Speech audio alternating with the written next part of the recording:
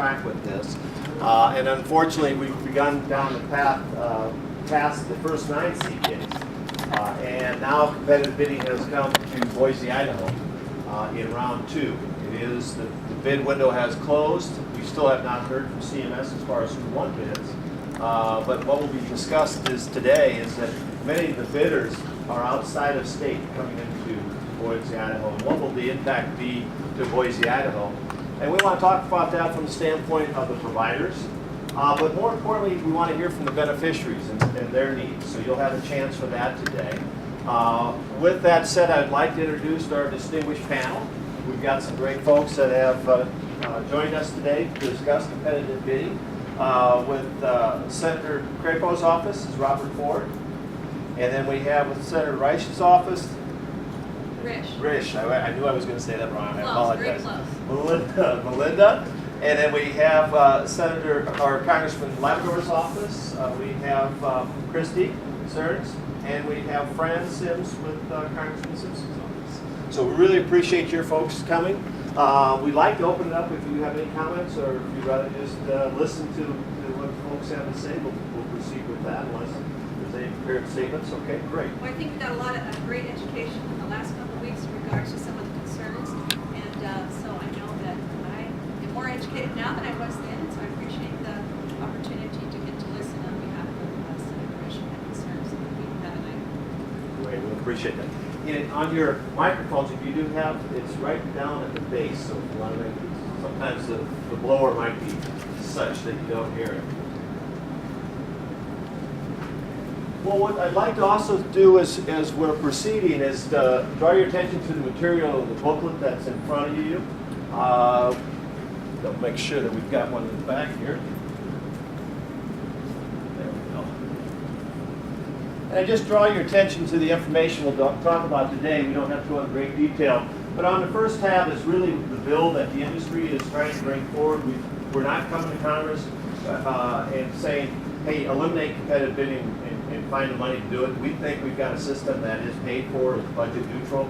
We're waiting on the CBO score, so any help that could be there from the senators would be greatly appreciated. Of course, signing on to 6490 would be our ask for the competent members of the House.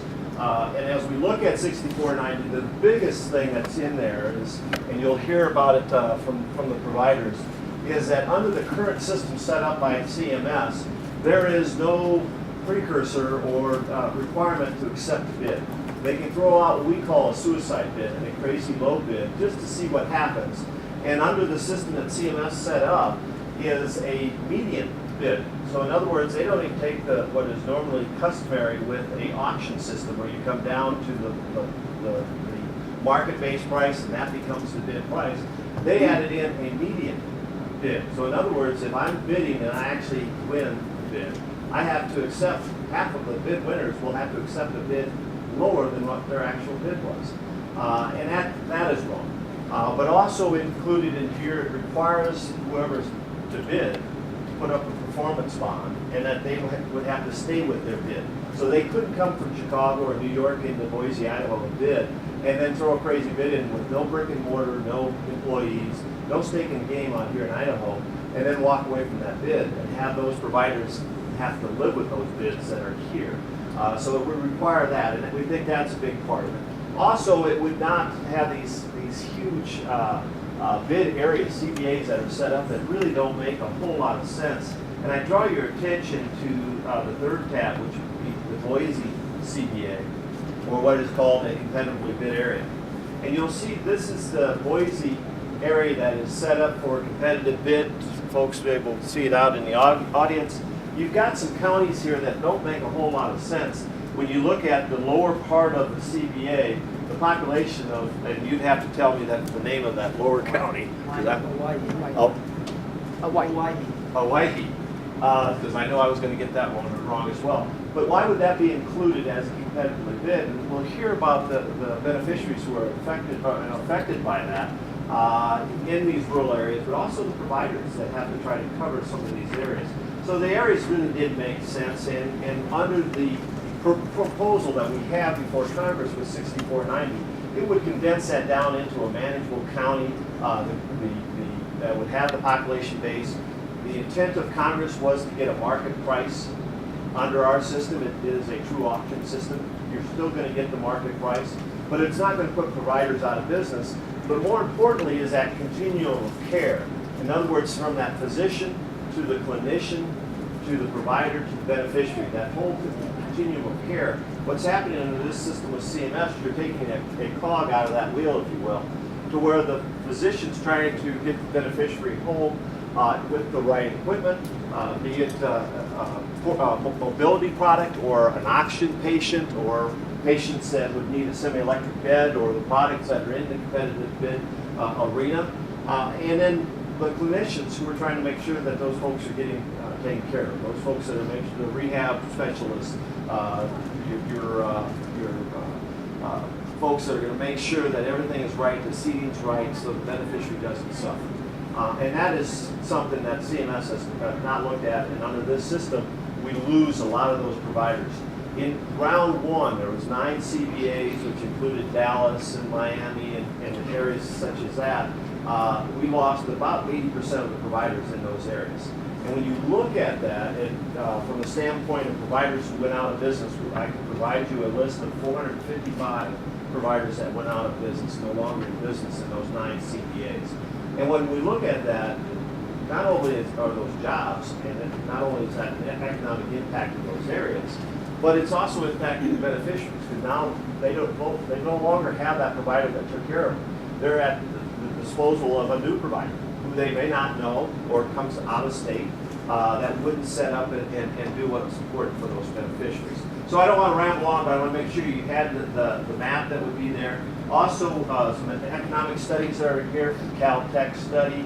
And economics, they call it Freakonomics, is a excellent, Peter Crampton is an auction expert. He took a look at that, so I draw that to your attention. And then the fourth tab, which would be important to you, is the Brown study. And Dr. Brown is from the University of Northern Iowa.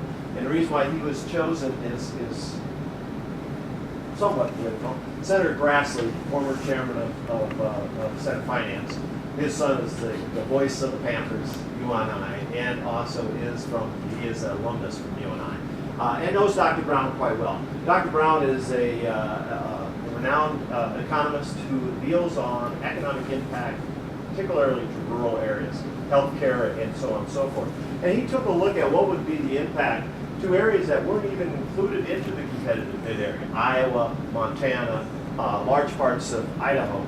And when he looked at that, you can see with the report, the summary in that fourth tab, Idaho is looking at, with competitive bidding, looking at lost revenue about $90 million and about 1,600 jobs. Now, 1,600 jobs in Idaho or in Iowa, that's a lot of jobs. Montana's looking at a significant hit as well. They're looking at about 900 jobs. And that's not just the providers that would be in here, but once the provider goes away in Pocatello or what have you, it's also those folks that need to do the maintenance on their vehicles. It's also the folks that takes care of it. So the economic impact is widespread, and I draw your attention to that as well. And then the last thing I draw your attention to is the Hogan and Hanson, which would be your 6th tab there. Hogan and Hanson is an accounting firm. CMS came to Congress, particularly to Senate Finance and to Ways and Means on the House side. It said this program is running swimmingly, I believe was the term they used, swimmingly. Not sure what that means, but that was the term CMS used. And they said they have absolutely no problems and no complaints. And if you look on the first page there, the number of actual complaints that CMS brought to Congress was 151. Well, we know that they had hundreds of thousands of inquiries from beneficiaries on this program, but only 151 were labeled as complaints. And the only reason why we know that is that they said, well, if we took care of the problem, in other words, we gave them a list of providers or we gave them a list of folks that they could call, there was no complaint. It wasn't registered as a complaint. So we went out and we said, okay, Hogan and Hanson, the industry said, you make the calls, you do a study, not an industry study, but you make the calls to the 1-800-MEDICARE. And if you've never called 1-800-MEDICARE, today, if you only do one thing from this discussion, is dial 1-800-MEDICARE.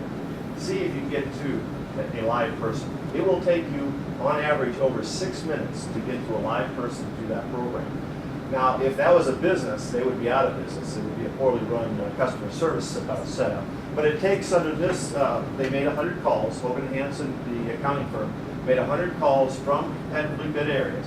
They said that they were either a beneficiary or a caregiver or a child of a beneficiary who needed a certain product category in a zip code that would be a competitively bid area. They asked CMS if that zip code would be included in competitive bidding.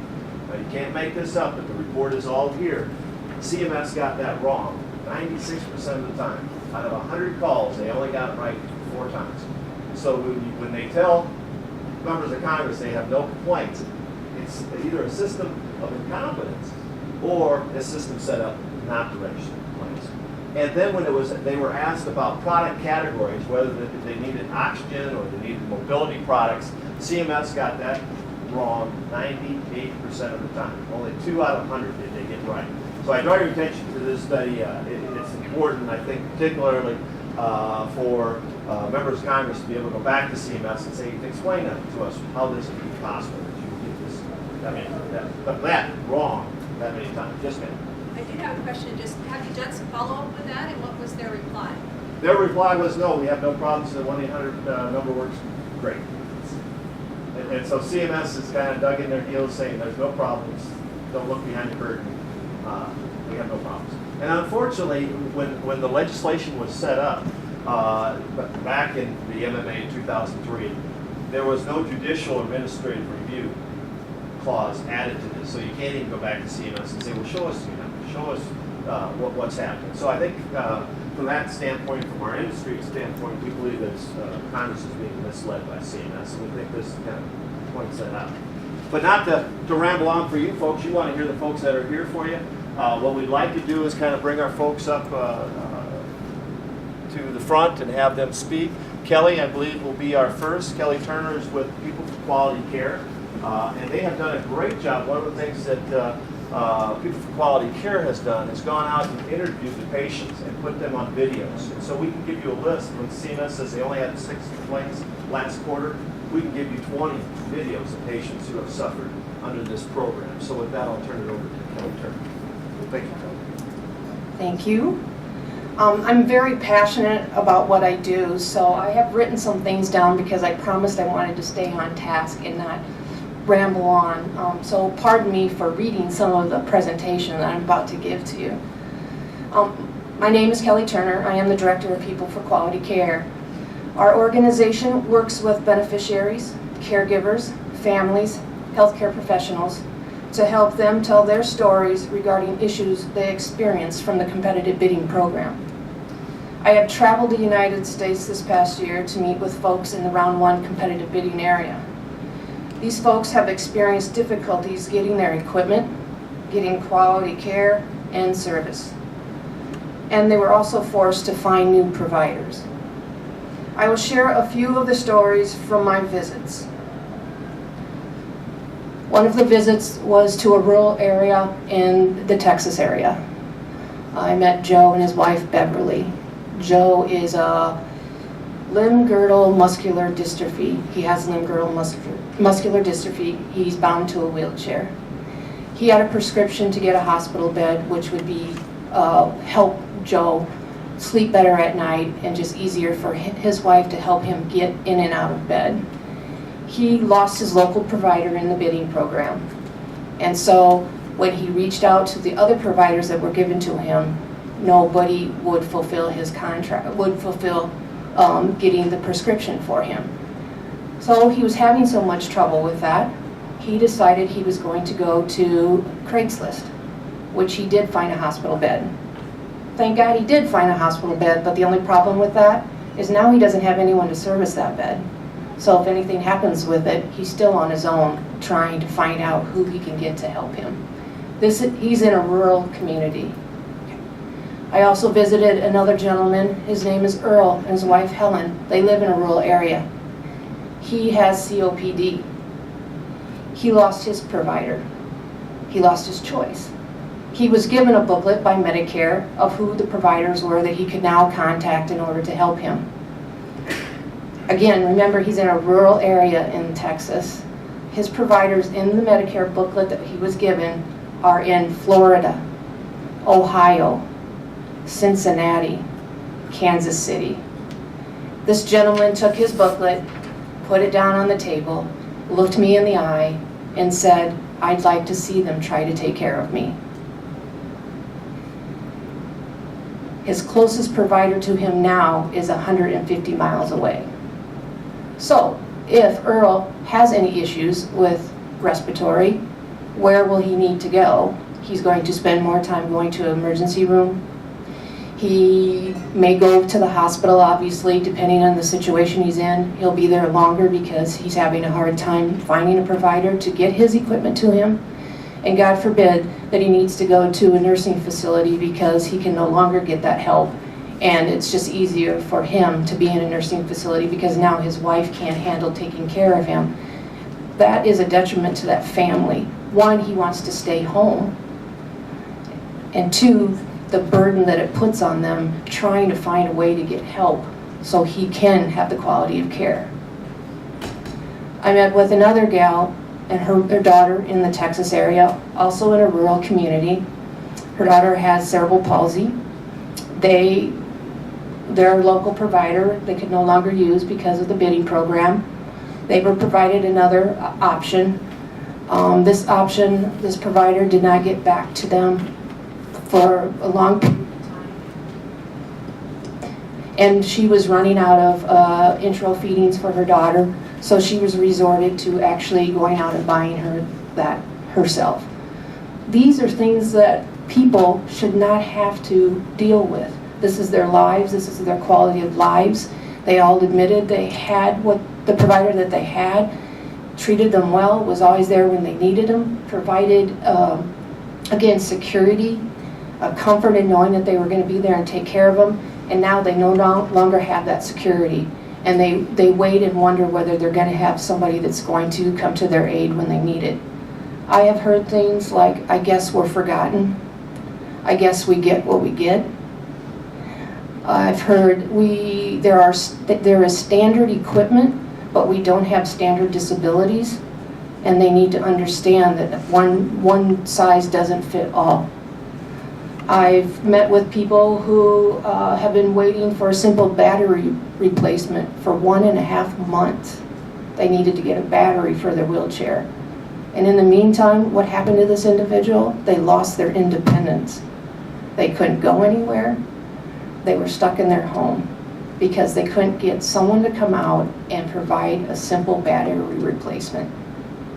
I had an individual who has COPD, lives on a minimal income. A storm was coming her way. She wanted to assure herself that she was going to have enough liquid oxygen to get through the storm because things happen, power goes out. The provider that she had now told her to go to a motel. First of all, she's on a limited income. Second of all, she can't drag that concentrator into a car to get herself to a motel. And these are the things that some of these people are hearing in these competitive bidding areas. There are problems. They just have not. There are problems out there, and what is happening is when these individuals call Medicare to say, "We're having a problem getting a provider," or who is the provider, they may give them a name of somebody and give that to that individual. And for Medicare, they've taken care of the problem. Check that off. But that doesn't necessarily mean that the problem has really been taken care of, because these individuals go back to the people that Medicare has provided them the name for and still have problems. If they didn't buy the wheelchair there, they're not going to service the battery. Again, we provide oxygen. We only deliver on such and such day. So now the 24/7 service that they used to get in the comfort of when they knew that they could get the oxygen when they needed it wasn't there. They had to make sure that they planned accordingly to have something, and God forbid the power would go out because they knew they were not going to get their oxygen until the following Tuesday. I actually spent some time in New Jersey and New York when Hurricane Sandy came through, and I visited with some providers who not only the people within that business had lost their own homes to Hurricane Sandy, but they were trying to take care of all the patients that they had. They were working off of their mobile phones. They were standing in line trying to get gas. They were delivering the tanks to people who needed them. They were stuck in traffic. They were hindered by trees being down, so they would grab these big tanks, and they're about 180 pounds, and they would carry them to this lady's facility, and the electricity's off, so now the elevators don't work, and they would carry them up the stairs to make sure that their patient got what they needed. And this is the majority of providers that are in this industry. They got into the industry because of some personal experience, and they want to make sure that other people get the care that they deserve. So there are stories out there, and I would ask that you spend some time on People for Quality Care website to see some of the stories that are there. If you have my card, and if you have any questions, feel free to contact us, and we'd be glad to discuss with you any of those stories that we have on there. And again, these are human lives. They deserve the quality of care. They deserve to know that they are cared for. They're not forgotten. They don't just get what they get, and their voice does matter, and they're crying out for people to listen to them regarding keeping their choice, making sure they get the equipment and services they need, and being able to stay independent and work and go to school and see their grandchildren play in ball games, and again, be a tax-paying citizen. So I appreciate your time, and if you have any questions, I'd be glad to answer them. But one thing you could really do for all of us is just to spread the word to the senators that this is very important for those individuals who do use equipment and services. Kelly, I just had one question, and it's more just to get clarification on one of the statements that you made earlier in your presentation. When you were referring to the patients and the different areas that once the bidding process took effect, that they lost their providers because the providers did not win the bid. And maybe I misunderstood it the other day, but when we were meeting on this subject with Brent, and I can maybe, when Brent's up here, clarify that with him. But I was under the impression that even if the provider did not win the bid, that they could retain their existing customers. They just couldn't take on new ones. So in your in the discussion about this, when you referred to them losing their providers, are we assuming that the providers just went out of business? Or am I under the wrong impression that they're able to keep the existing customers? No, these providers were not a business, but they didn't win the contract to service that piece of equipment in that area. So they're not able to keep their existing customers and service them the way? They're not. I think I can clarify. Okay. Okay, thank you. Okay. I think that the grandfathering is what you're referring to. Yes. So if a company doesn't win the bid, my understanding is that you can grandfather if you have a current rental. So like if it's an oxygen patient that's an ongoing rental, that patient can agree to stay with their current provider at the contracted rates. But if it's something like a wheelchair that's already got purchased and it needs a new battery, they have to go to the new provider. Does that make sense? Yeah, that's why I just wanted to get clarification because that was my understanding. Thank you. Yes. And along with Thank you. that, for the grandfathering clause, is that many of the providers, since they had lost the bid, they gave up that grandfathering clause, so they allowed those patients. It was going to cost them money. They couldn't do it. They were going to continue to be required to take care of the patient and the wheelchair, but no longer making any money, so they got out of the business altogether. So you have a certain percentage of the patient, the provider network that did not grandfather in those 9 CBAs. That's an excellent question. You know, it's under cost. Right, if it's under cost, they just can't do it. Okay, thank you, Kelly. Thank And you. you gave the website? They have the card. Okay, you got the website and everything. Rick Smith will be our next speaker.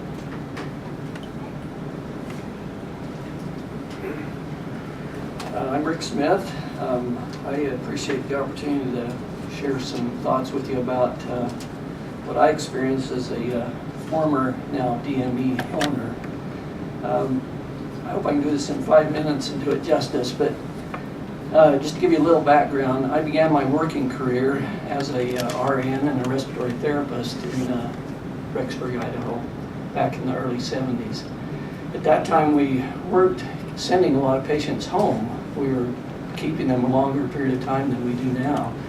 And so over time, we began to see that sicker patients were actually going home and needed medical equipment, needed better care in the home setting. And at the time, in our neck of the woods, we weren't seeing a lot of good care.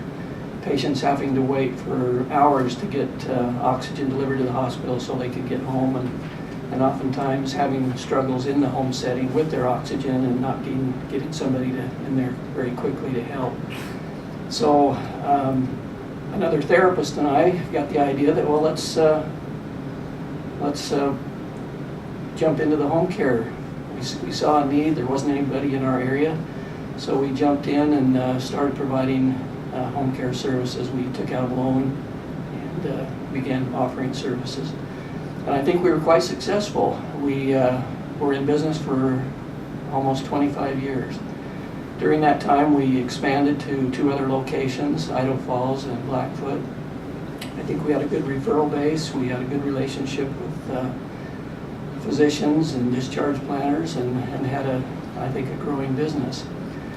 But then, probably 5 or 6 years ago, we began really struggling financially and cash flow wise, being able to take care of the patients the way that we wanted to. We had drastic increase in regulations, paperwork, getting paid in a timely manner. That really impacted us, as well as the decreased reimbursements that we were facing, combined with the cost of doing business, gas, insurance, employee costs, health insurance, all going up, where our revenues, our ability to collect, was going down. So we made the decision last year, December of last year, to finally jump out of the business, and we sold to Norco. We paid off our debts and loans, and now I'm an employee of Norco Medical, which I'm thankful for. But I just wanted to share that with you, to realize that that wasn't the intent of the way we were going to end our business. After putting that much equity, sweat equity into our business, we hope to sell it for a profit someday, to be able to retire, or to carry it on to the next generation. That was not to be.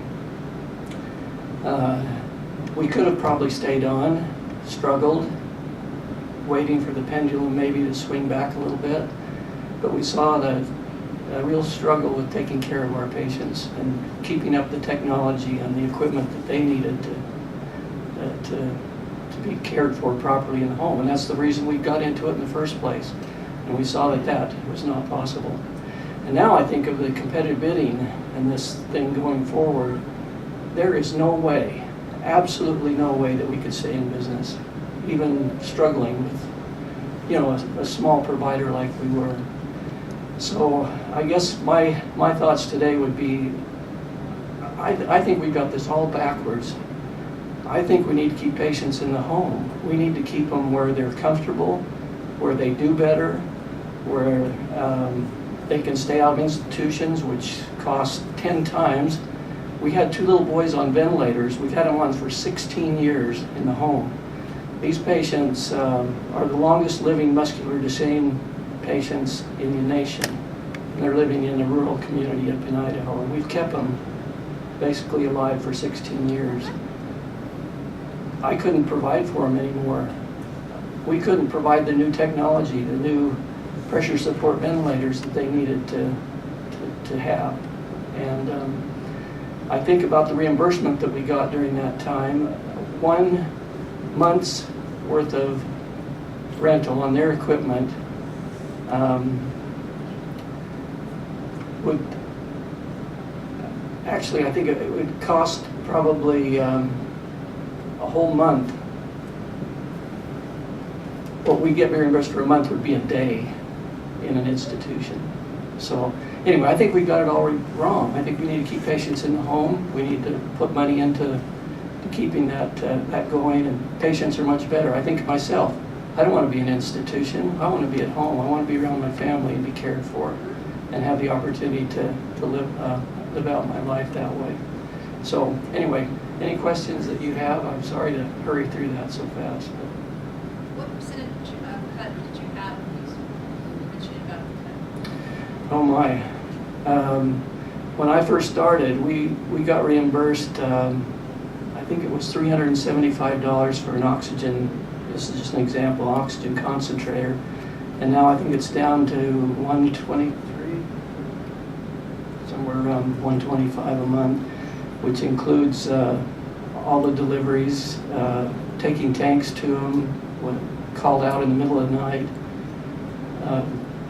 and especially in a rural area. You can't afford to do much. So anyway, I really appreciate you taking time to hear our stories today. Thank you. One of the things that happened with the introduction of the MMA in 2003, they introduced round one, which was in those 9 CBAs, and this was done in 2008. It was such a cluster that Congress voted to delay for 18 months that round one. CMS was going to go back, fix the errors, and go back again. A part of that pay for that 18 months was a 9.5% across the board cut that all the providers took. So when you look at a lot of providers, particularly in rural areas, their margins are about 4 or 5% on profit. So you cut 9.5%.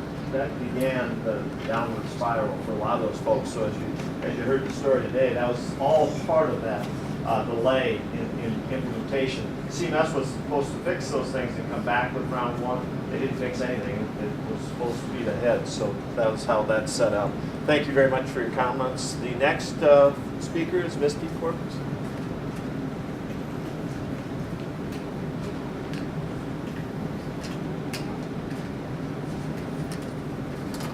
Good morning.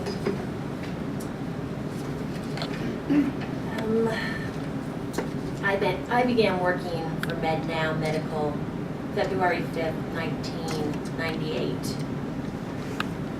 MedNow began its local roots. It was a small company in 1984, one store. I think it was out in Nampa. We eventually grew to 4, and over the years I worked in many different roles for MedNow. It was a family to me. The last role I had was as a regional operations manager for the DME side of the business. During my almost 14 years with MedNow, the last 5 were extremely difficult on the company and the employees that worked for it. Because of these continued cuts by Medicare and margins shrinking, it became very difficult to pay our bills. And I had the unfortunate task to start laying off people. 15 employees, or 30% of our workforce to be exact. For a small company of 50, it was very painful. We had to try to increase our margins so we could pay the bills. The company kept saying to me, we're right sizing, and we need to do this to save others' jobs. That being said, it was still extremely difficult for these layoffs. These vital employees and the increased documentation, we lost these vital employees that made a difference to our customers. With the increased documentation needed by Medicare to get reimbursed, this all became a recipe for disaster. MedNow could no longer maintain quality service or quality equipment for their patients, and we eventually began to lose business. With the added cuts in Medicare reimbursement and the continued increase in documentation, September 30th, 2011, the last day, the store was open. And for the first time, I was without a job. I realized how those people felt that I had to lay off. With the upcoming competitive bidding threat, I feel more stories like this will emerge. It's about the service for our patients. You must be able to provide a service for these patients at home to keep them at home. This is the most financially responsible thing to do. I'm sorry. Any questions? Thanks for sharing your story.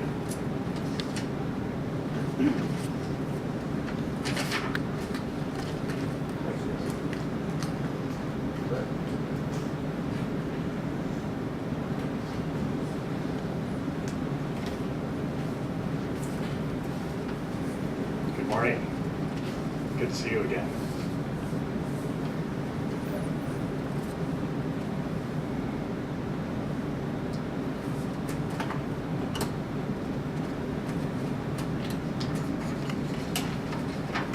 Well, I took the time to meet with you, each of you. Other than you, Fran, you're new to me. I just met you today, so I appreciate you coming. But took the time last week, and I appreciate you guys taking the time to hear what our stories are and stuff like that, and some of the things that we are having problems with. But again, my name is Brent Seward. I'm the Vice President of Norco. And one of the things I wanted to mention right off the get-go is that my grandparents, who live in Nampa, Idaho, just recently celebrated their 70th wedding anniversary. So fairly rare. But they live in their own home, and that's the reason I wanted to mention that today. They live independently. That's where they want to be. That's where our family wants them to be. You know, that's where most patients want to be. And I don't know that there is any patient or person that doesn't want to live in their own home. Okay, it's been mentioned. Rick mentioned it. You know, who wants to live in some facility? And so it's a very important thing to my grandparents, and it's an important thing to myself as well. And the beauty of them being able to live in their own home is that it saves Medicare and it saves the taxpayers a lot of money. Okay, so I have some data here. I grabbed a little bit of information from the AARP. They did a study in 2009 that showed that the estimated economic value of family caregivers to be $450 billion. You know, those are people that help patients in the home that are not paid right now. Okay, to give you some perspective on the $450 billion number, the Medicare budget that same year was $484 billion. So it's not too far off. You know, if we paid all those caregivers that were in the home, you would double your Medicare budget right now. So it's a huge number, and it's an excellent value in our country, and it's an important thing that family members get involved with the care of patients. Other studies also show that for every dollar we spend on DME supplies, durable medical equipment, that we have a huge return on our investment there. The study that I was looking at just the other day showed me that for every dollar that was spent on mobility products, things like walkers and canes and crutches, $10.73 were saved in fall accidents. Now that, over 5 years, is a 1,073% payment, you know, return on our investment. 1,073% return on our investment for every dollar we spend in DME. Oxygen has very similar types of numbers, 607% return on our investment for any oxygen payments we do in the home. Same thing on CPAP and sleep therapy.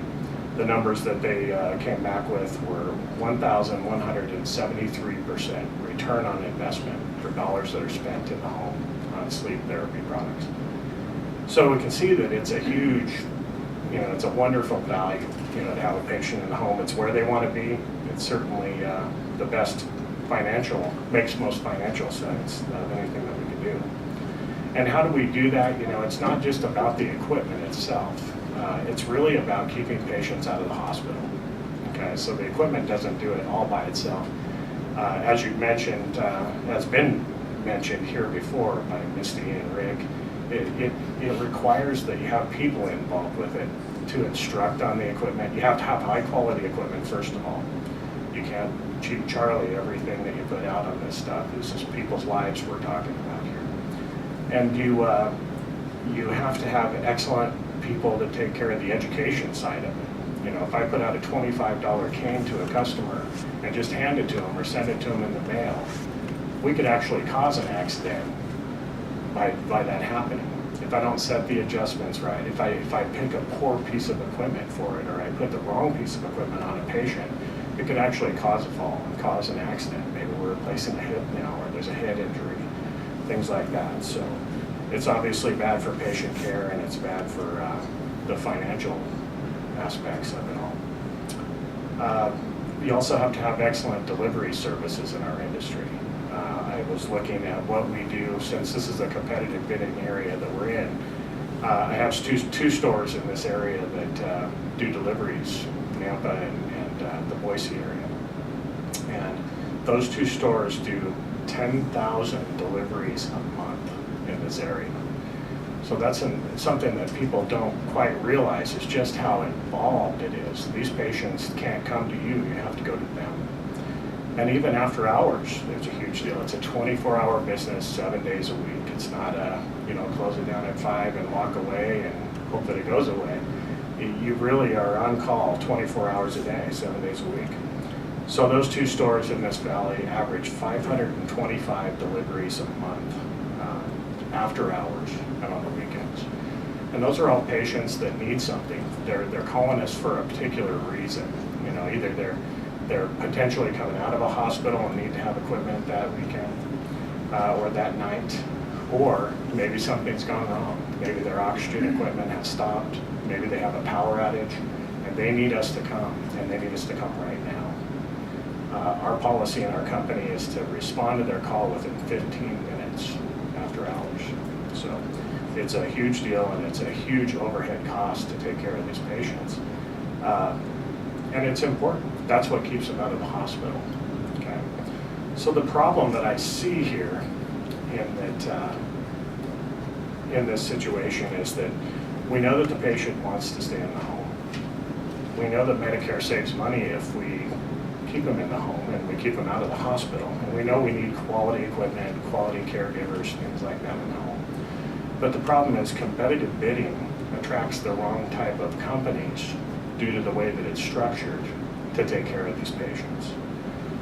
Recently talked to the Idaho Board of Pharmacy, and they told me that they had, during the time that competitive bidding was done, which was about February of this year, and about this year, last year, was when companies were starting from outside the state, were starting to get a DME license. So you're required to have a DME license in order to be able to bid into our state.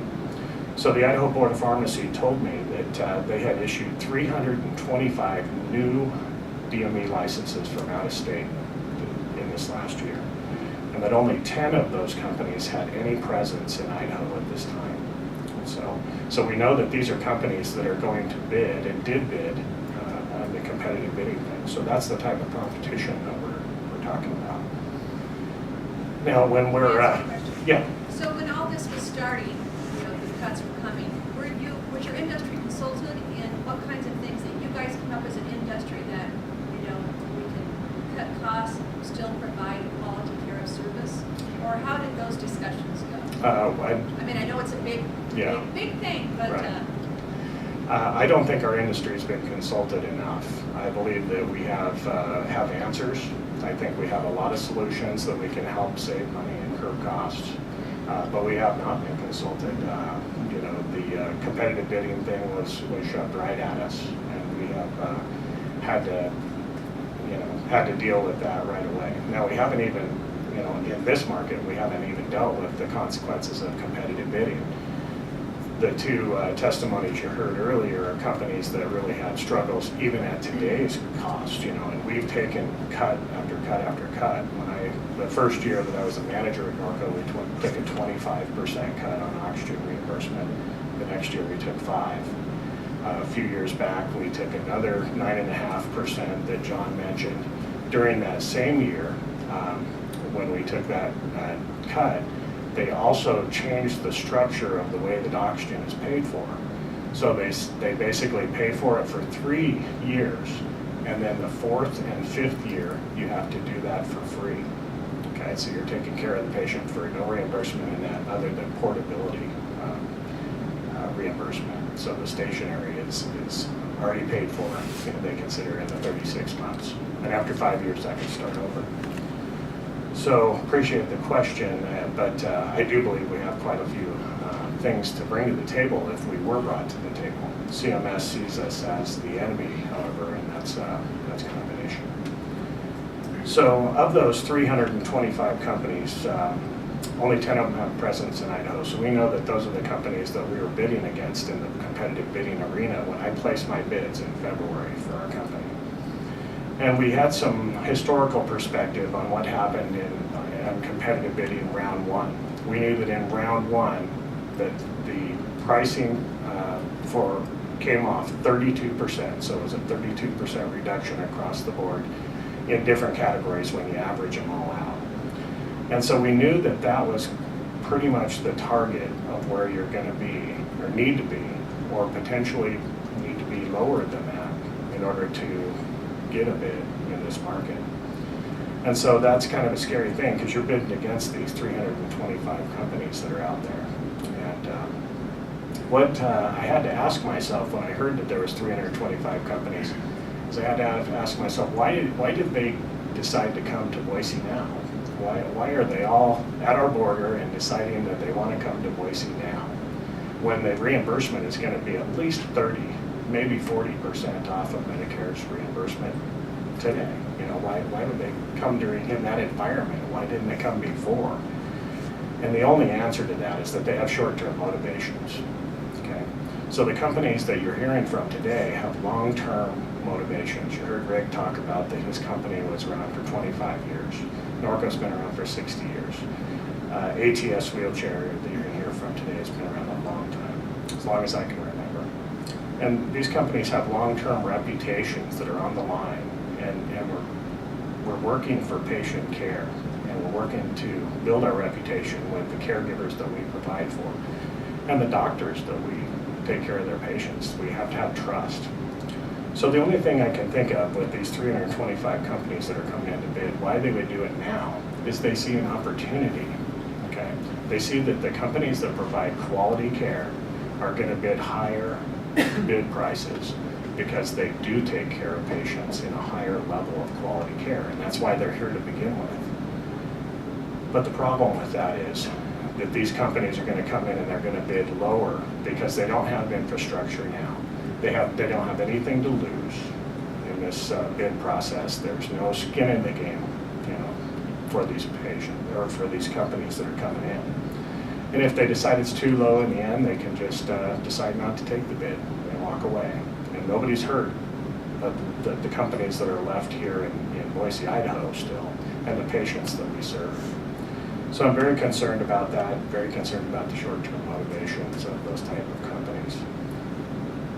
So 244 economists and auction experts agree that competitive bidding is going to fail. So Crampton, Dr. Crampton was mentioned earlier. He's written letters with these 244 economists saying, hey, this thing's really bad legislation, and the way that it's being done and administered is really going to be troublesome for our industry. And you're going to potentially endanger the infrastructure of the DME industry if you don't make changes to this. Well, those letters were sent to the president, they were sent to CMS, they were sent to everybody that they could get them in their hands, and they've been ignored. And I think that that's a real issue. So those same economists have been helpful in trying to work on the HR 6490 bill, you know, that you're being talked about here. And should come up with some solutions. But the big thing about this is they believe that this will fail, and I believe that this thing is already starting to fail. And when you look at round one evidence already, so they've already gone through almost 2 years of round one. After the first year, there was some data that came out from CMS about the number of claims that were processed during that time frame. And I did the math on those things last night. I crunched the numbers myself, and I found that when you look at the walker unit utilization in those areas, all 9 bid areas, you add up the number of walkers that were provided the year before competitive bidding, and then the number afterwards, there was a 71% reduction in in utilization on walkers. That's a huge number.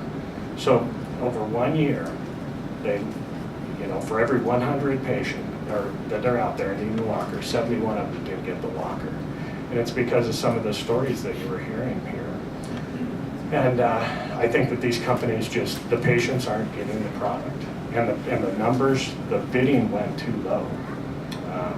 Remember that I told you that on walkers, there was a 1,073% return on investment on those particular products. So you put that out and you make, you save money in other claims. So it makes me wonder, over the course of 5 years that study was done, where you're going to gain that back, over the course of the next 5 years, how much are we going to pay in these patients, these 71 patients that did not get their walker?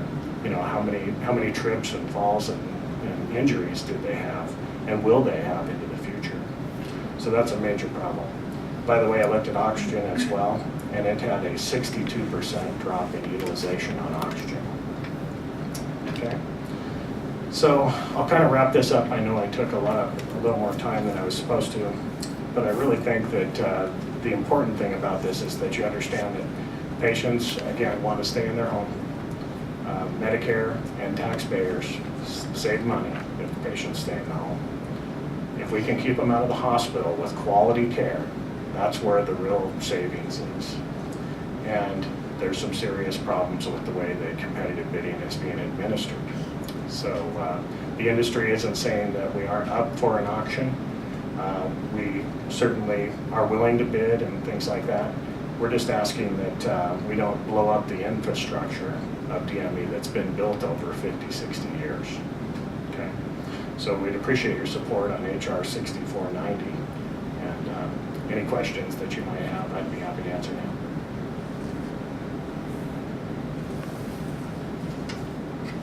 Appreciate your time. You asked a very good question early on about the provider's input in the original setup for competitive bidding. Under the statute MMA of 2003, it was required to set up a provider advisory council, or what was called a PAC. The PAC was formed twice, disbanded once, and formed again. Only met 4 times and hasn't met in probably the last 3 years. So as this has moved along, there's been no input from the industry and no input taken by CMS on this issue. And that was a concern that Senator Roberts raised in Kansas City as one of the round 1 areas. Also to the point that Brett raised, as far as a cost shift, this is really a cost shift from Medicare B on over to hospital. And a great example of that was also in Kansas City. We had a patient, we had a roundtable discussion like this right before the election with Senator Moran, Senator Roberts, Senator McCaskill's office is all there. And we had a patient that had gotten caught up. He was in a mobility product. He also needed a semi-electric bed with mattress. He had no feeling from basically his L4 down. Couldn't feel that he was developing bed sores. And the pump that went out on his low air loss mattress only cost about $9 to replace. What happened was he developed a bed sore. He ended up in the hospital. He had 3 flap surgeries. He's now back again for a possible 4th. As we speak today, he might lose his leg. What is the cost shift there for a $90 product? Because his provider went away. The provider that they gave him was out of Dallas, Texas. They had no idea what he needed. They didn't even know if his mattress worked. So the unintended consequences of this program is really what's coming back to bite the infrastructure, as Brett talked about. So I just want to make that point. As we go to the next speaker, I believe it's Leslie.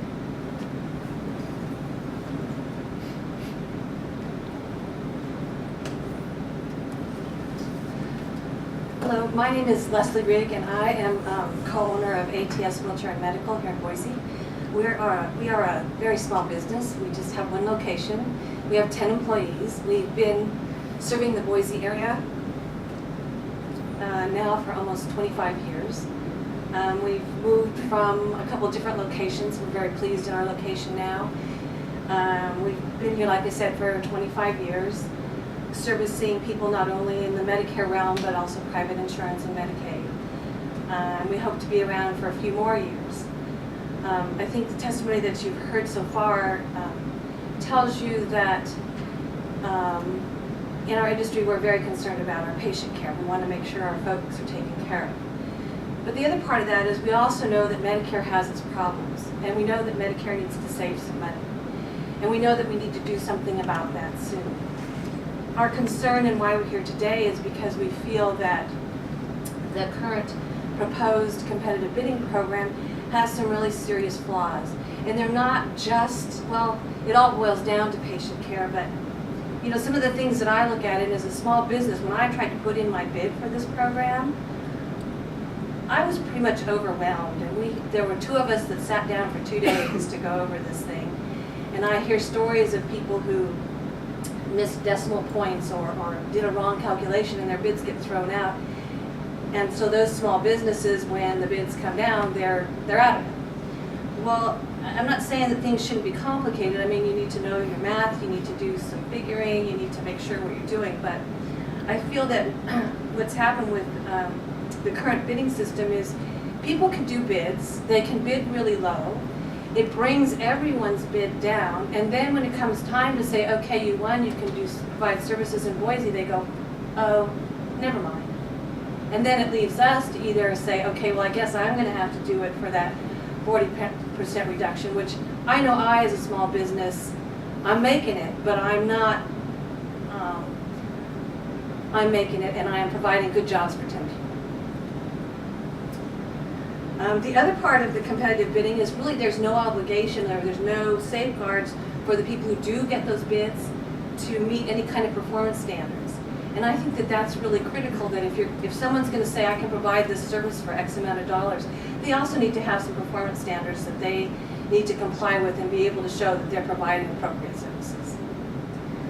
I think you asked about grandfathering. And yes, they're telling us that people can get grandfathered, people that have products and services with us, we can continue those services. But some of those rules, at least to me, aren't really clear. We're kind of waiting for clarification. We're waiting to see how that goes. I mean, even if they say I can keep providing the hospital bed, if I'm only going to get $100 where I was getting $150, maybe I can't do that because of my overhead and the things that I do. I think all of the industry would feel that there's been no transparency within the competitive bidding process. You send your paperwork into CMS, and a year later they tell you whether you got the bid or not. You know, it just puts a lot of uncertainty on us as suppliers as to know how we want to run our businesses, how we want to keep providing our services. I think the biggest thing that I don't know that I want to say fear, although change always creates all the fear in all of us. But if I have a customer, and again, going back to my business, we kind of are more a specialty market in the complex rehab area, meaning wheelchairs for people with more complex needs, power chairs with power tilt, manual chairs for people who can't really sit up on their own and need custom seating. And those products, graciously, through lots of efforts on our industry, were carved out of this competitive bid program. But those same people also need hospital beds. They may need a walker. They may need the alternating pressure pad. And if I don't win the bid for those, then that means those customers of mine who I've helped all these years are going to have to find another supplier to do those things. And then someone says, oh, but maybe you can subcontract. Well, it's just adding this extra layer of problems that folks have to go through to get the services they need. And I think you can see that people that are already in complex rehab chairs, they don't need another level of complication to go through to get the services that they need.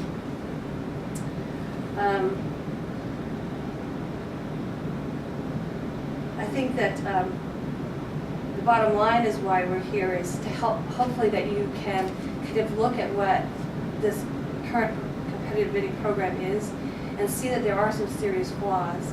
You asked if we as an industry had provided input to them as to how we felt we could help them save money. Well, that is what 6490 is about, that we do understand they need to save money, but we want it done in a way that can preserve the interests of the patients, as well as for Idaho, preserve our small businesses, our local providers, and our community as well.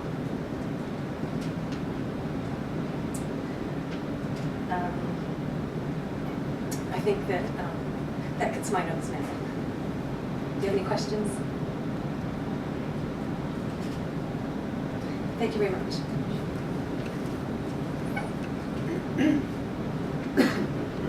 What's critical with that last presentation was the fact that this is a specialty arena. When you lose somebody like this that really is focused on mobility products in a rural state like Idaho, Montana, or such as that, when you lose somebody that's got 25 years of experience working with the clinicians, and once again that kind of continuum of care from the physician to the clinicians to the provider to the beneficiaries to make sure that they're taken care of back home, you can't replace that. And somebody coming from Dallas bidding and winning, you can't provide that. And that's a big concern that we have.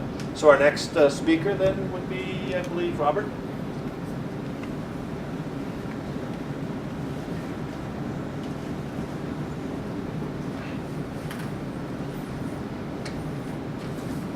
And good morning again. My name is Robert Raschke. I've had the great opportunity for the last 20 plus years to be part of the home care market. I started with MOG Prescription and Medical Supply, which is located in Pocatello, Idaho, in November of 1991. And since that time, I've kind of worked through the ranks and put my time in and been able to serve a great majority of what we call rural Idaho. Everyone sitting here knows without explanation that Idaho is very rural. I've been to towns such as Thatcher, to Dingle, to Tyhee, to all sorts of different places in southeast Idaho that are just specks on a map. But what's most important about those specks on a map is there is somebody's mom or dad or aunt or uncle that I get the great opportunity to show up at 8 o'clock in the morning, 8 o'clock in the night, whether it's Thursday, whether it's Sunday, and I get to serve that customer. I realize that Idaho is not the biggest state. We don't have the most number of lives. But when it all comes down to it, it really is one life important? Absolutely. Is 2 lives important? Absolutely.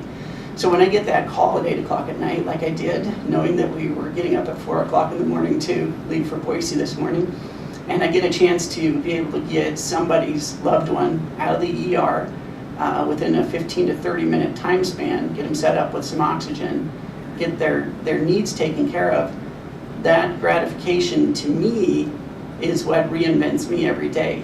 And it's the stories like that that I get to go back to our owner, who's owned the store, his family has since 1950, who is the true testament of what a small business is all about in the United States. Got somebody that's dad opened it up August 1st, 1950, just waiting for the phone to ring. And the first phone call came in and they were so excited to where we're logging several hundred phone calls every day, able to serve several thousands of people every year, and traveled the thousands of rural roads in Idaho. So lots of times when we travel those rural roads and how the beneficiary would be underserved by someone that's not familiar with this area or doesn't have the expertise that we do, is that lots of times we get directions of, well, drive down Yellowstone Avenue, turn left by the sign, go to the fork in the road where there's no fence, then you go to the next house behind the next house that's got 2 trees. We don't give up. We as home care providers, especially in Idaho, we don't give up. We continue to find that house, we continue to make that delivery, and we do that day in and day out, 24/7, 365 days of the year, and we're proud to do it. And so what we're asking is for your support. We know that there's a means out there, we know that there's a way out there, we know that there's hard work that can be done on our part to help. We greatly appreciate you guys taking time out to be here today, to listen to our concerns, to help us out in our journey through rural Idaho. Thank you. Any questions? Thanks.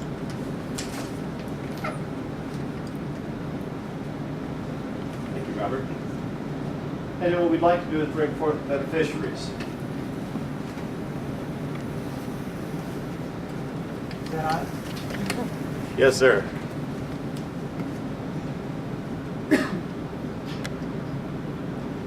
The first up is Earl White.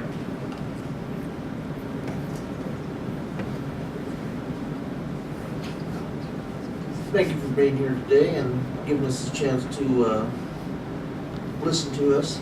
I've dealt with a lot of things in the 18 years I've been in the chair and gotten good service locally. And I've tried buying things over the internet. And if it's not something you can't see, touch, or feel, and you get it and it's wrong, now you have to battle trying to send it back. So I couldn't imagine having to bid on some of my products, and I'm told I get catheters every 3 months.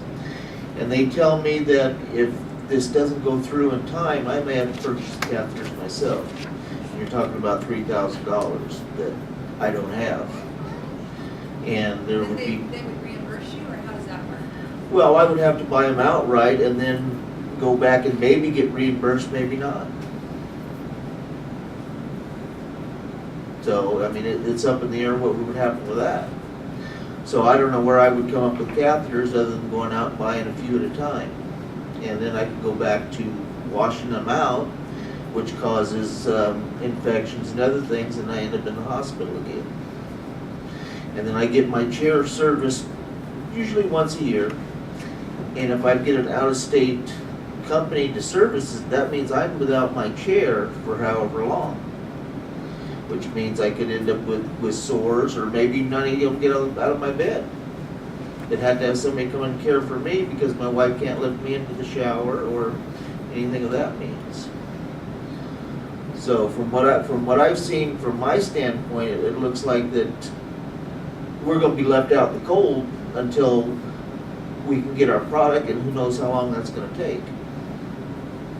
Like I said, I've dealt with things personally on the internet and trying to get things, and if it's not right, you got to send it back. And that's my short deal, but I hope we can work things out. I mean, I want to see Medicare work, but it's got to work for us too. Thanks a lot. Thank you, Earl. Michelle?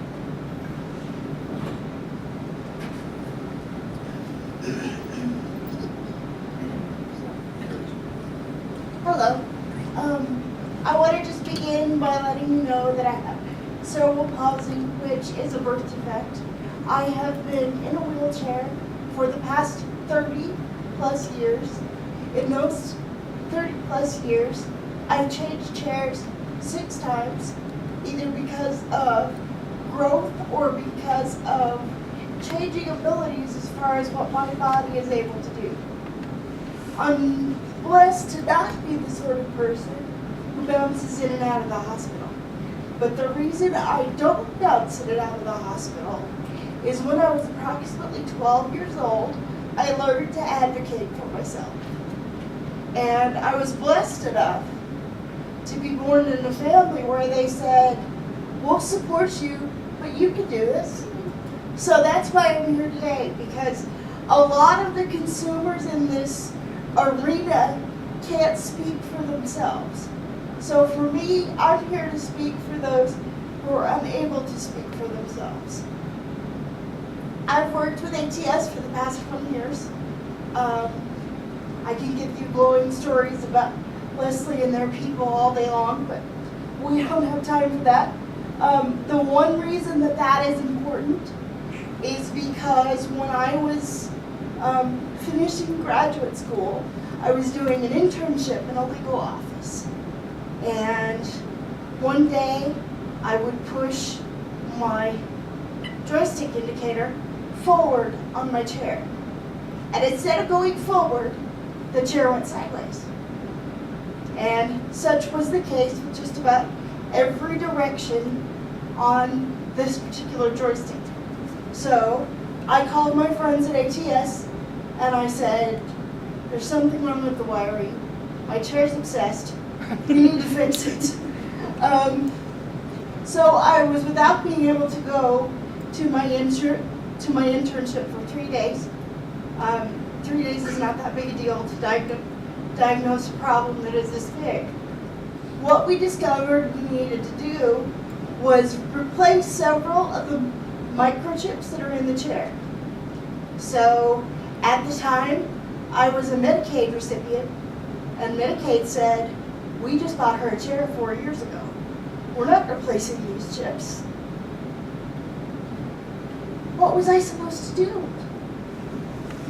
For that short period of time, I saw my independence, my home life, and my work life fall apart. And one of ATS's people said to the people at Medicaid, okay, you have another choice. You don't want to replace these chips. Not a big deal. We'll get her a new chair. The new chips would cost you $3,000. The new chair would cost you $12,000. Which do you want to do? If you put the dollar figures in front of the right people, you can often get the care you need. But not everyone can advocate for themselves like that. So with this bidding and having to possibly go to other vendors for different things, I've been with ATS for 20 years. No, thank you. We have a long-term relationship where I know they're going to take care of me. I refuse to live in a more rural area than the Treasure Valley because it's just too restrictive.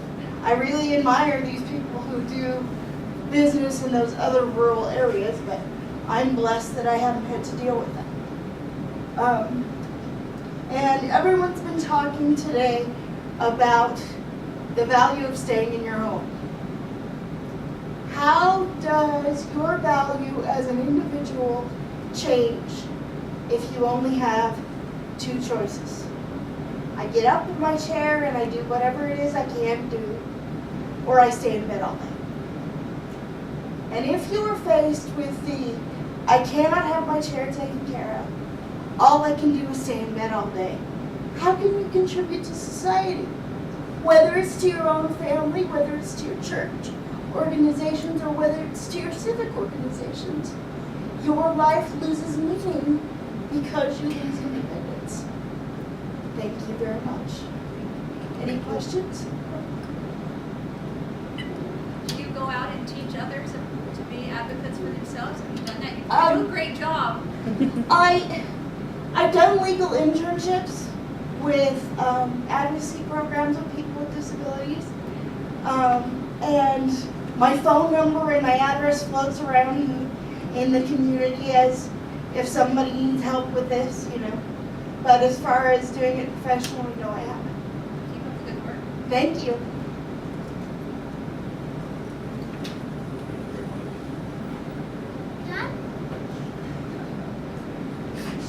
And that's another reason I want to stay home. Isn't it cute?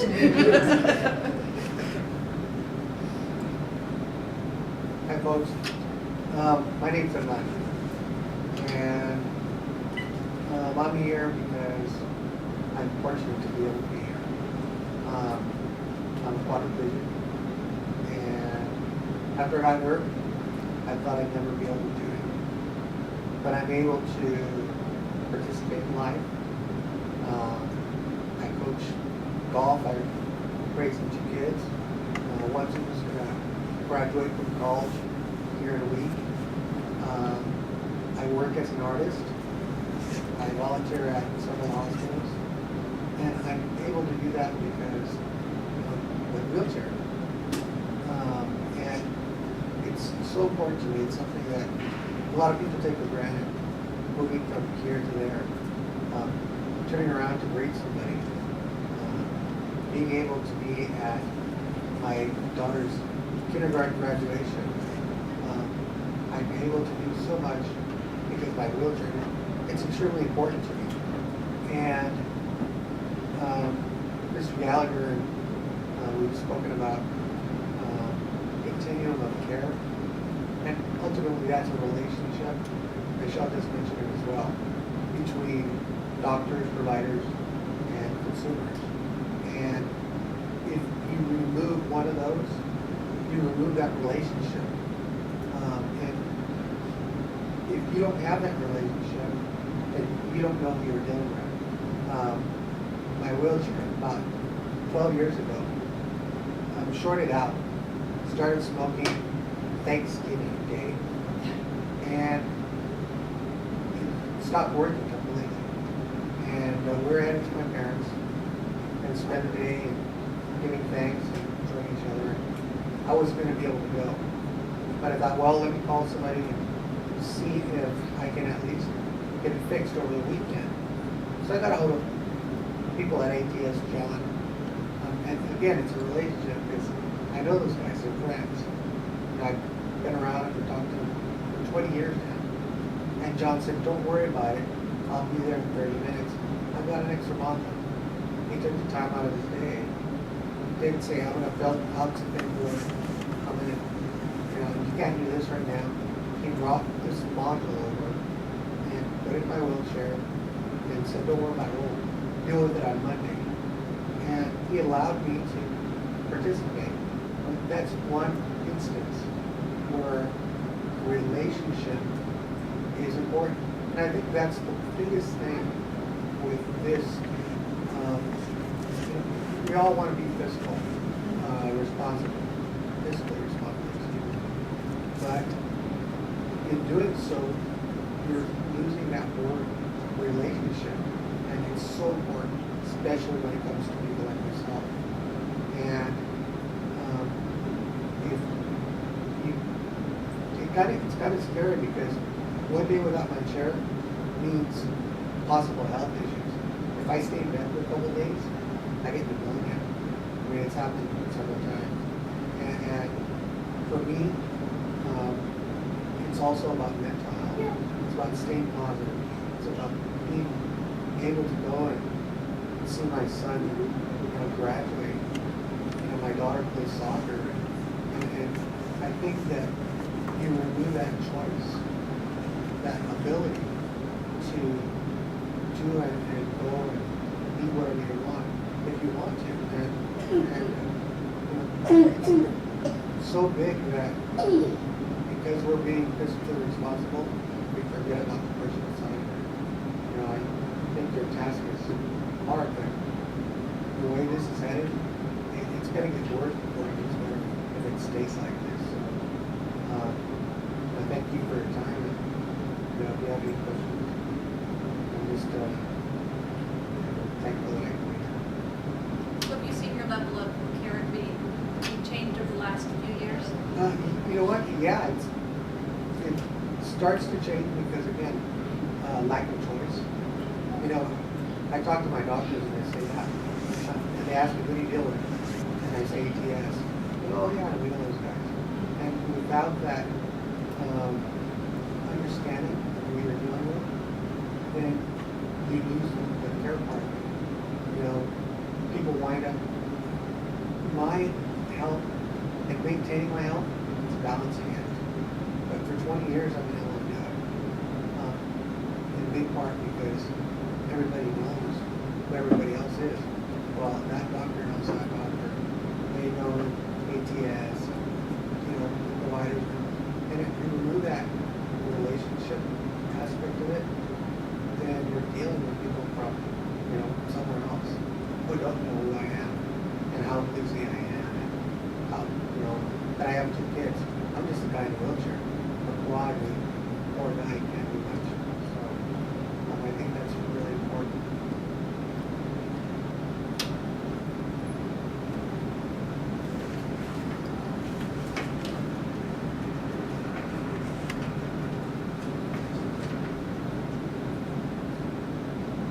Well, we covered a lot of ground, gave you a lot of information. You heard from the providers. We hope to have a couple clinicians, but being clinicians, they're not able to always attend things that were called away. But the purpose really today was to show that continuum of care here in Boise, Idaho, so that you have the physicians talking to your clinician who's going to make sure that the beneficiary is going home with the right equipment and who has the right mobility product, and then working with the provider to make sure that beneficiary gets that right equipment and gets to the patient in a timely fashion. And then most importantly, that you're concerned about is the beneficiary, making sure that they have access to that quality care. And unfortunately, the unintended consequences of this ill-conceived program called competitive bidding, and we would stress to you that there's nothing competitive about it, it's about elimination of competitors. Really takes that choice that Hernan talked about, takes that choice away. And what you'll see, and what we've seen in round one, is the loss of those providers. Those providers go away. So when you lose an ATS, who replaces that person, and where do they come from, and how do they take care of those beneficiaries? And in the end, it's going to cost the government more money. And as alluded to, Brent talked about it, we're not opposed to the government finding market price. We don't have a problem with that. When Hernan talked about his, on Thanksgiving, his wheelchair breaking down, Michelle had her wheelchair break down with Joyce did. When those providers come out to take care of that patient, they're not paid by the government to do that. They do that because they compete against their other competitors. They truly are competing based on service. When it only becomes price, then it'll be, I'm sorry, I can come out your way on Thursday. It's Thanksgiving, there's no way, that's overtime, I'm not coming out. So we lose that, and that's the unintended consequences of a program devised like this, where it's not the individual, it's not the patient-centered thought process, it's only about saving $90, and we think we've lost that. So our ask for, as a group coming to you from Big Sky, is from the standpoint of the senators. If you're able to reach out to Senator Hatch and say, hey, we support this effort with the MVP, and that if it comes to the Senate, we'd like to move it. If you can reach out, if you have a relationship with Senator Baucus, I'll be up there in Montana tomorrow with the same message. Senator Baucus' staff is looking at this. We're trying to get a CBO score. We believe it's come back initial numbers to the Senate and to Ways and Means. Is it budget neutral? Their concern right now on the score is the delay, in other words, to take away competitive bidding and put in the true auction system. How do they pay for that? So the industry is working with Ways and Means to do that. So our ask for with the senators is if you could reach out to Senator Hatch, Senator Baucus, that would be greatly appreciated. And then from the standpoint of members of the House, we have HR 6490. You have it in your packet there. So far, we have roughly 80 co-sponsors. And we would ask that both members of the representatives from the great state of Idaho sign on. Congressman Price from Georgia introduced this into the Ways and Means, Energy and Commerce. So far with committee staff, Ways and Means, Energy and Commerce, they're supportive of moving this as soon as we've got that score. The hope is that we're a part of the doc fix. I know that you folks are real busy with the next couple of weeks here with fiscal cliff and everything else that's going on, but we're hoping that we're included into the doc fix. So if you would go back to both members of Congress for Idaho and ask that they would sign on to 6490 as a co-sponsor, we greatly appreciate it. And if you have any questions on the legislation, Congressman Price's office is open to any questions that Congressman Labrador or Simpson would have on this this bill. Throw it back to you if you've got any questions for us as an entity, as a group. Big Sky. Big Sky is the state association for Idaho and Montana. So you have providers from both areas. Once again, the beneficiaries were most important to be here today for you to be able to see that connectivity and why it's important that you have that mobile provider right here in Boise, Idaho, round two. So with that, I'll throw it back to you folks if you have any comments or anything. John, on It's a process question, I guess. Yeah. You obviously worked on this. Do you know, is there traction in the Senate to move a bill or to get a companion bill? You mentioned making part of the doc fix or SGR. You're assuming that will be part of some bargain here at the end of the lame duck. Have you, in the work you've done, is there any feeling on your part that there's some traction building on that part of it? There is, particularly with Senator Roberts, Senator Mention from West Virginia. As I indicated, Senator Hatch is amenable, and he has requested the CBO score. And then from the Democratic side of the aisle, we have also helped Chairman Hartnett, who's been supportive. Senator Grassley has gone from being negative to neutral, our senator from Iowa. So that traction has begun. I think what we're hearing from the Senate side, particularly Senate Finance, if it is budget neutral, then they have no problems going with that. They understand that this has got severe flaws. Has Baucus taken that position yet? His staff has not yet, to be Okay. honest with you, that would be Daniel Todd. But they have not been against, they said, look, if it comes back budget neutral, if you're able to show that, then we're not against it at this point. And that's been a big shift in the last probably 3 weeks. And then between he and Hats, they would have to tack that on the SGR. Okay. And it'd have to be moved, obviously, through Ways and Means and into the Congress first. Okay. So that's the importance also, getting as many, and Congressman Price, Chairman Camp, and Chairman Upton have both come back and said, you know, we really need that momentum. 80 to 100 co-sponsors showing that bipartisan bill. And right now, we're about 60-40 Republican. You can appreciate how short time is at this point, though. We know it's a heavy lift, and any call that you can make with Senator Hatch and Senator Baucus, I think is very important. We're going to do a similar event to this up in Montana. Thank you. Any other questions or comments? In regards to the budget neutrality on this deal, you know, hopefully the thing will come back to be budget neutral, but I think the only thing that they're going to look at is what our savings are in Part B. And some of the things that we were talking about earlier. The savings are in what? In Part B Medicare, Oh. so that's what we bill, and then hospitals will bill Part A, which Medicare's paying for as well. And what I'm concerned with, and I think a lot of people have kind of stated here, is that if we don't do our jobs here, or we don't have the ability to do our jobs here in the home, you know, then we'll spend a lot more money than Part A. And so I don't think that's really, anybody's really taken that into account, even when we're looking at these type of things to decide if it's budget neutral. So I think that has to be taken into consideration regardless of the outcome. And to that point is Senator Harkin with the ADA, the proponent of the ADA, had come back to us and said, you know, I get it. You know, we can build all these ramps and we can build all these cutouts on the roads. It doesn't matter if the battery goes out on the chair because of a competitive bidding glitch. They can't replace the battery. You know, just real quick so you understand what happened there. When they bid on the chairs in round one, they had all these components. CMS devised this system where you had to bid on all these pick codes for each component of the chair, rather than the actual what's most important, which is the patient, the chair, and the seating. And so everybody lowballed bid things that they didn't know what their costs were. So they lowballed the batteries, and the batteries are so low that the bid price that came out in round one were about 25% lower than what they could buy the batteries for at cost. So when the beneficiary comes and says, my batteries need to be replaced, the provider's like, I'm going to go out of business replacing all these batteries. So once again, the unintended consequences are immense in this program as it's going forward. So we hope we correct that to where they don't bid on these pick codes. They're bidding on the overall, which doesn't make a whole lot of sense. Now, the high-end rehab chairs that you see here would not be bid because they are custom-made. But the providers who do that also have to do the other chairs that they go out of business. Once again, who's going to provide for the high end. So that's a critical part of the equation as well. Any other questions?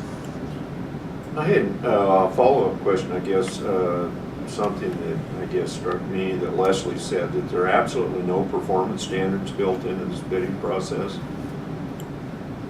Do you want to expand on that at all? So essentially bidders are just bidding on hardware.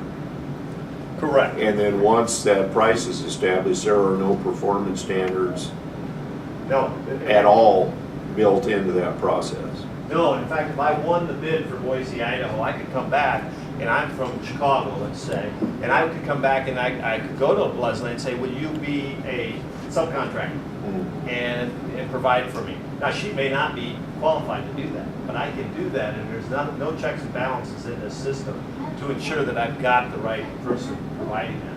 In fact, what we've seen in round one and have documented is that you actually have a plumber that's delivering wheelchairs. He has no qualifications to do it, but he agreed to be the subcontractor for that. Now, if you're already taking a 30 to 40% cut, and then you're going to go to somebody and say, okay, I'm going to subcontract to you, will you do it for X, even lower than that, there's no way that can be done. And so you're losing the very people that have the standards to be able to do that. So her point is exactly right. There's no check or balance there. I think the performance standard issue also goes to the fact that, there's a lot of levels of wheelchairs or walkers or beds that you can get, and so if you bid something really low, you could probably find a piece of equipment that you could purchase at a very low price, but that piece of equipment might not do the best job, might not last, might break, and you don't have any responsibility for how well that piece of equipment really performs.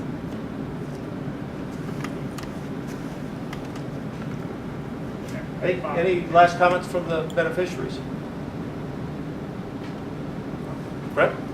So, Bob, I think you're right on the mark, with what you talked about with performance, and I think you picking up on that is an extremely important situation. Where we're at now, companies are competing on service, so we all get paid the same amount of money, and we haven't talked about that, So if Norco provides a wheelchair, it's the same type of wheelchair as ATS is going to provide. We get paid the same amount from Medicare. Medicare sets the pricing. So all we really have as far as competitiveness is our service. That's all we can do is serve better. And but when we get into this thing, it turns the thing upside down, because you're taking that really out of it. There is no service component to it. And it's really all about price. And those 325 companies that are thinking about our market, they know that we're going to be pushed aside in this thing. And they're going to be a group of companies that are the lowest bidders. And they're going to do it with the lowest service and the lowest quality products. And that's the only way that you can get into it. And that's just not going to work for these folks. That's where we're going to end up spending more trying to save them. In keeping with it, there are no design standards or product specs or anything else that goes with this? I mean, if I'm fly-by-night DME supplier and I get the contract, what would stop me from buying Chinese equipment and just having FedEx drop the box on your front door and drive it off and say that I've provided it? I think that's exactly what companies are planning on doing. There is no standard that you have to provide. Now, what they did set up in the program that CMS did have is that you had to identify in your bid the products that you were going to provide. So if you identified that you were going to provide a top quality wheelchair, and then you came in with a cheaper product, they could come back and take your bid away or take your contract away. They could, but had they done that in round one, we don't know. They haven't come back to show where they've actually done that. The other problem, and we've already seen it, most of what we call the bent metal is that offshore now. Everything has moved off, which would be the chairs and so on and so forth, walkers and so on. The other part of it that Brian alluded to, which is critical with the MPP and HR 6490, it sets the service required. It establishes that if you're going to bid and you win the bid, you have to provide for that. Here are the services that everyone will provide for that product. So right now there are none. And we're not saying this is a barrier to entry for others to come in, but we are saying there is a certain standard that should be achieved within the industry if you're going to provide the right equipment to the beneficiary so that it doesn't come back. Because as you can see with Michelle, she's got to have the right seating. She doesn't have it. She developed, and her name the same thing. They developed those swords, and once you get those swords, that's a lot of cost to go. Any other comments? I think we remember that is lowering the cost of our life worth a few dollars? Our quality of life should be the same as everybody else's. Why should we suffer so they can save $1? In the long run, it's going to cost $3 to save that $1. I have a comment that as a pharmacist and also we work in medical supplies, we go Part B for blood glucose strips. And as a person comes in from the doctor, I always take them back into the side room and show them privately on how a blood glucose monitor works. And sometimes you have people that don't speak English, so you have to talk to their person with them to show them how it works. And so explicitly, all the intricate things of doing it, so the rest of the years they'll know how to do it. And at the time I go to do it, sometimes have their blood glucose be 340, where it's supposed to be at 120. They have no idea the range that it is, and they should use their insulin accordingly. And I talk to them that. But if this is one of the items that will be, this will be the main item that they'll do mail order. You know, these strips out and things all the time to all these people, and they're going to get these strips, and I don't know if they're going to know how to use the machine. Because, you know, even if they buy one at Walmart, it's just scanned through the scanner. This is something that healthcare providers in this room sit down and show people. And I think this is a simple thing, but it's very important in healthcare. And doctors don't do it, and their offices don't do it. So this is throughout the entire United States how healthcare providers do provide for these beneficiaries. Comments? Well, we finished up a little bit early.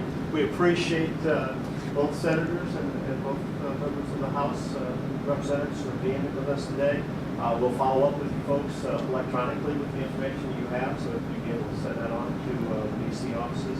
Once again, we'd really be appreciative if from the senator's side, if they're amenable to contact Senator Hatch, Senator Bacchus. Time is of, you pointed out, time is of the essence. And if quickly, if we could get both members of the House to take a look at possibly co-sponsoring 6490, very, very appreciative. And on behalf of Big Sky, we appreciate your time and effort. Thank you so much.